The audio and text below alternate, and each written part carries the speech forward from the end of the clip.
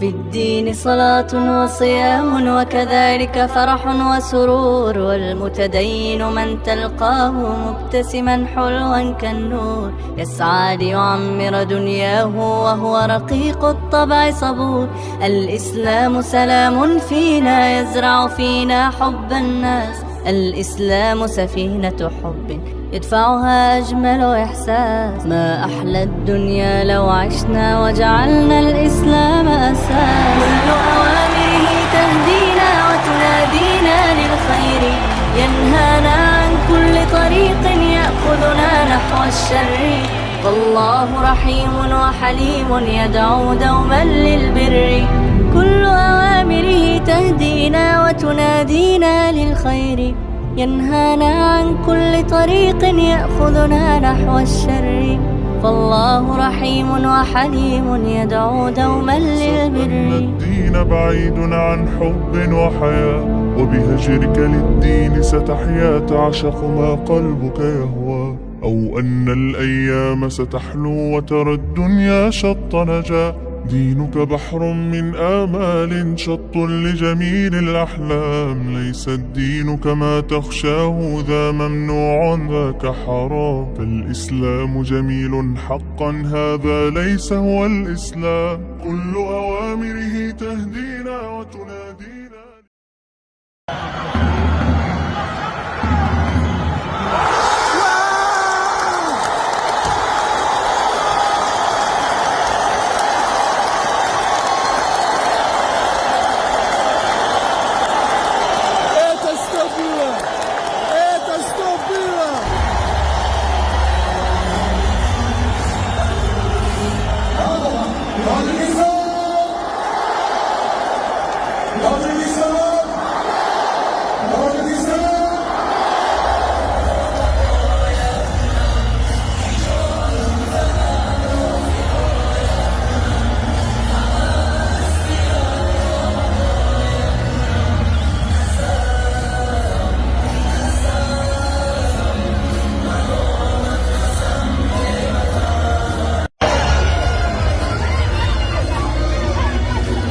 تیمور جان تبریک. چی حسیات داری؟ بهترین نتیجه 2 سال مدال نقره و این مدالی در انتظاری که تمام مردم انتظارش بود. خوشبختانه این مدال رو ما سزاوار شدیم و برای پیشوای معظم ملت و خلق تاجیکستان میبخشیم. یک در بریم در خونه بازسنجی کردم. بهترینه. مردم انتظاری غلبه بود. غلبه را با کی میبخشی؟ و پیشوای معظم ملت و مردم شرفمند تاجیکستان. و پیش خوراک باشه تیمور جان.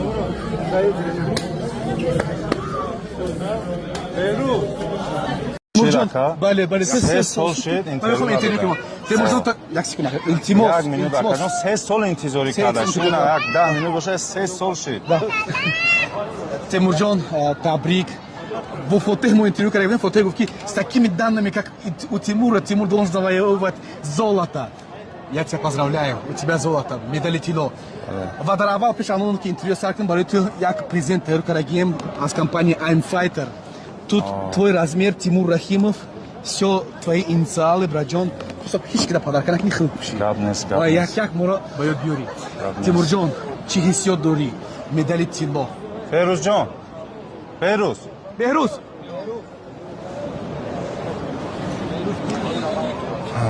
این نگفته نماند که این دهمین مدال من از گراند سلام ها به حساب می رود. خوشبختانه 2 مدال طلا، 4 مدال نقره و 4 مدال برنجی. و گفتی به نهایت در خانه قوه سنجی کردن از یک جهت دشوار است، از دیگر جهت باز یک نیروی زیادی میبخشد. یک قدرش که گویم که اینقدر مخلصان، اینقدر هواداران ورزش ما رو یک روحیه منو بلند برداشتن، مخلصی میکردن و امروز خوشبختانه توانستیم که مدال در انتظار طلا رو به دست بیاریم. بسیار خوب تیمور جان، میدونم که خودت همین راهی که همین ҷудора гирифтагӣ аз кӯдакит аст ва бисёртар бегем дар ҳаёт кумири ту кияе? Китра мисалга водор кард ки именно ҷудора интихоб кунӣ?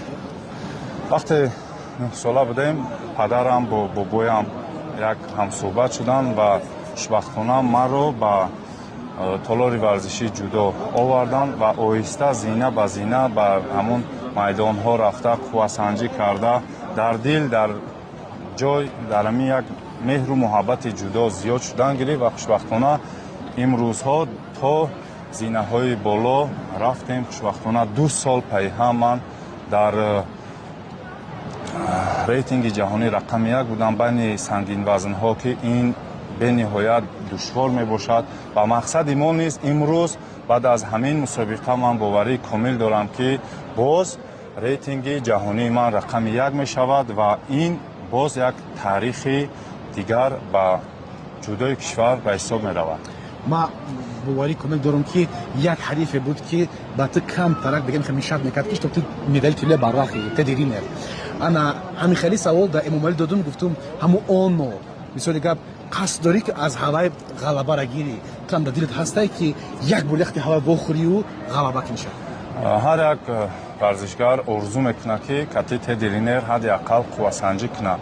ва вақте ҳеч хеле ки шумо гуфтаин кумир, вақте ман кӯдак будам нав зина ба зина ба майдонҳои набард мебаромадам, дар ҳамин ҷудои ҷаҳонӣ як варзишгаре буд аз Франсия бо ном Тедиринер, ки бениҳоят дастоварду натиҷаҳои назаррас дошт ва хушбахтона ман низ дар баробари ӯ 3 маротиба қуввасанҷӣ намудам ва чӣ хеле ки ӯ дар як интервюи худ гуфт, ки ман баъд аз худ Теймур Раҳимовро мебинам, ки ӯ метавонад чемпиони бозиҳои олимпӣ шавад ва худо кунад, ки ҳамон барои ин як тайёриро мо ҷиддитар бинем ва мо метавонем, ки дар ҳамон мусобиқаҳои навбатӣ ғолиб шавем.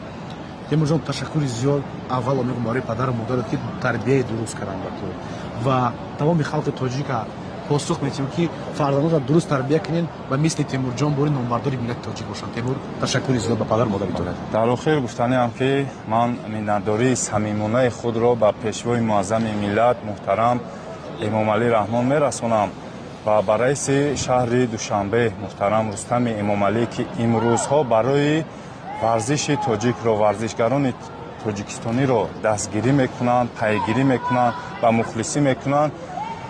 ин барои мо варзишгарон як рӯҳияи навбатӣ мебахшад ва ман низ дар баробари ин хел ғамхориҳо ин хел дастгириҳо ҳамин медали тиллои грандслами Душанбе 2025ро ба пешвои муаззами миллат, ба раиси шаҳри Душанбе ва халқи Тоҷикистон мебахшам.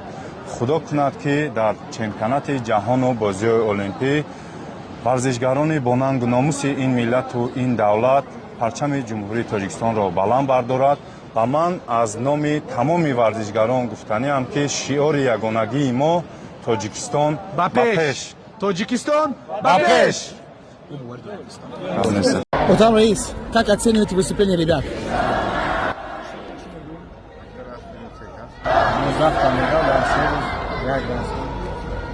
Поздравляю вас. Блестящий результат.